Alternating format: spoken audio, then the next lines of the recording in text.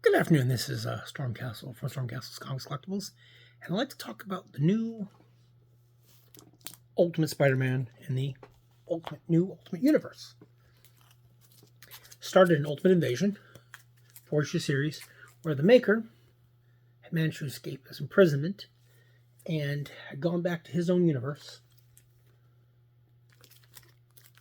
and prevented the genesis of all the other heroes. And where he could build his own perfect society that no one theoretically could oppose him. And somebody eventually does oppose him, and he fights a war. In the end, he is banished for, I don't remember if it actually said. I think he's gonna be like banished for a couple decades or a couple thousand years, but anyways, in the end, Howard Stark becomes Iron Man, and Tony becomes Kang, which is his armor here. And they formulate a plan to try to put the world back on its course. The world is been divided up amongst groups of individuals who each hold a chunk of the world and the power. There's the Rasputin family holds Russia. This version of the Moon Knight holds it, but the world is divided in 7 places. And in this book, Tony Stark, as Kang, decides to assemble his own new Avengers team. In the Ultimate Universe #1. And it doesn't go as planned because his enemies are not going to let him go. They are mad that the Starks are not playing their game, and they decided that they need bad guys in the world.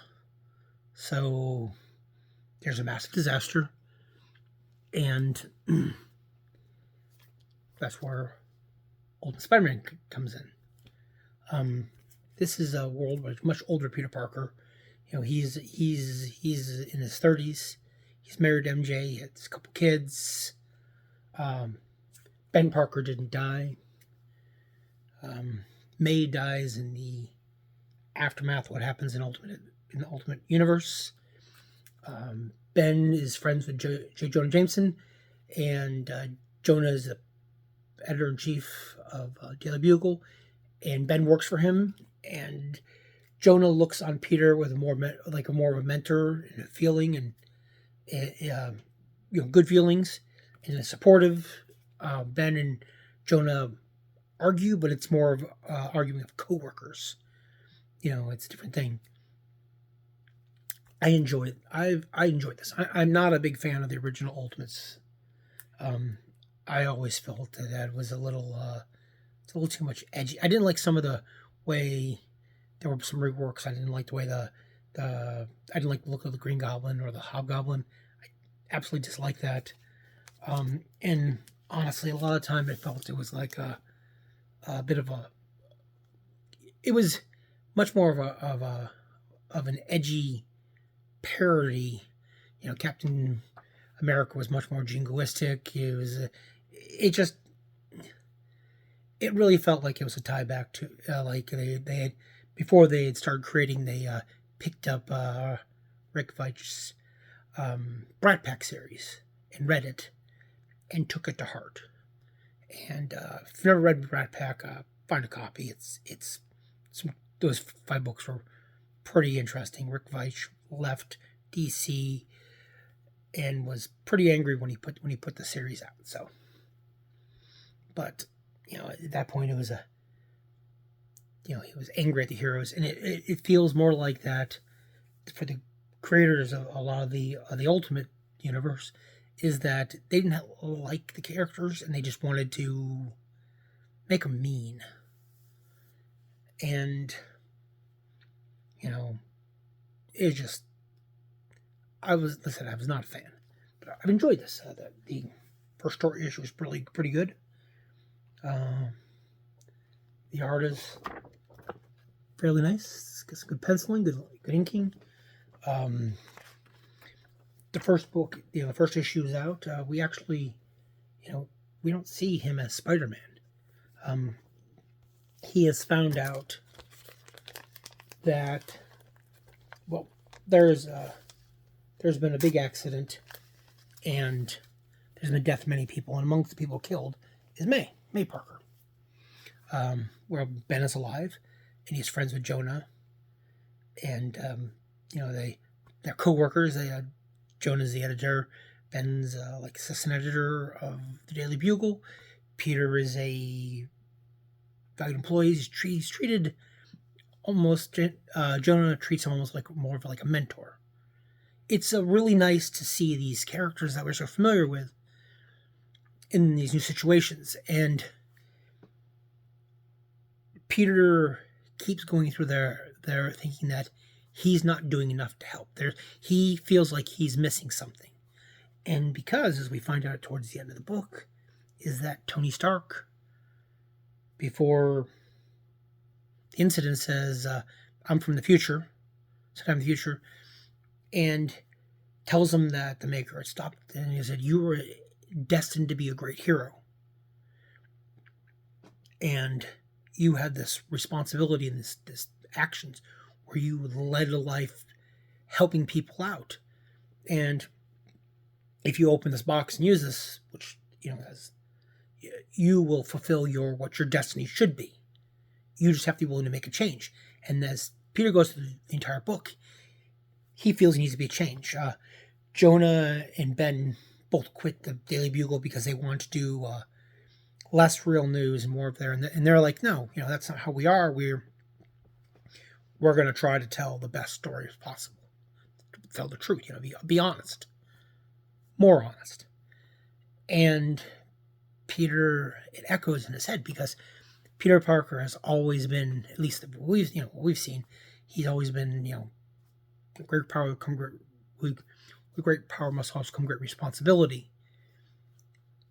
But most importantly is there's always a responsibility. And that is what Spider-Man has always been. He's a character who he doesn't do it for, he does it to make the world better. And this Peter Parker feels like he's missing something. The book's blown up. It's very good. We don't get him doing his Spider-Man stuff until, we don't see the powers until the end.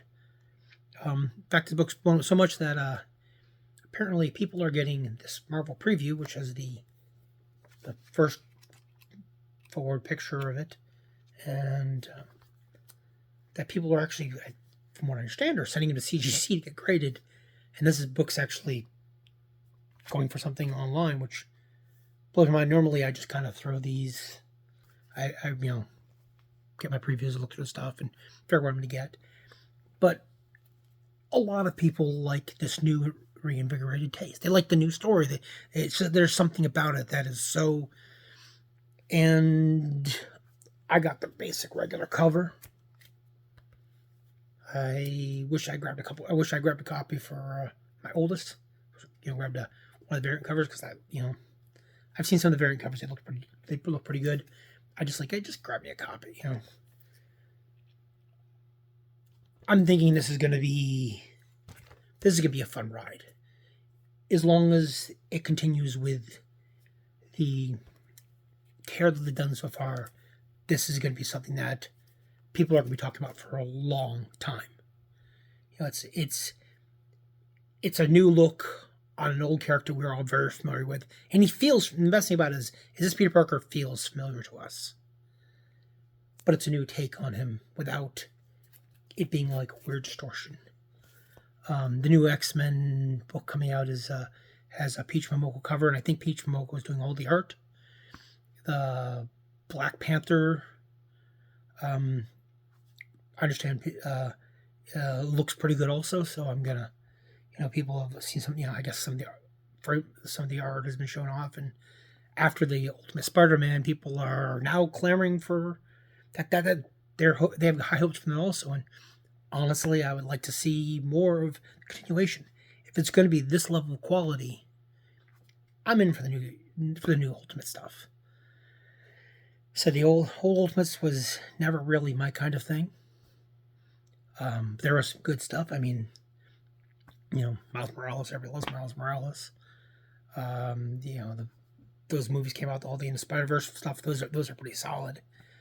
Um, One of my kids absolutely loves Miles more than Peter, but it's a good, it's good. I enjoyed, and I think honestly, if you can find yourself a copy, pick yourself a copy of it. Even if it's only second or third printing, read it. It's a good read. It's one of those books when you read and it's really had that kind of satisfying bit. And that's honestly how comics should be. Anyways, like to, if you hear your thoughts about it, like, comment, subscribe. Tell me what you think down in the comments. If you've read it, if you've picked it up, if you've been thinking about it, or if you've enjoyed it, or if you didn't like it, I'd like to hear your thoughts about it. Also, why you didn't like it. That'd be also. And anyways, keep yourself out there hunting for the books that you really like. And Stormcastle, have a good day.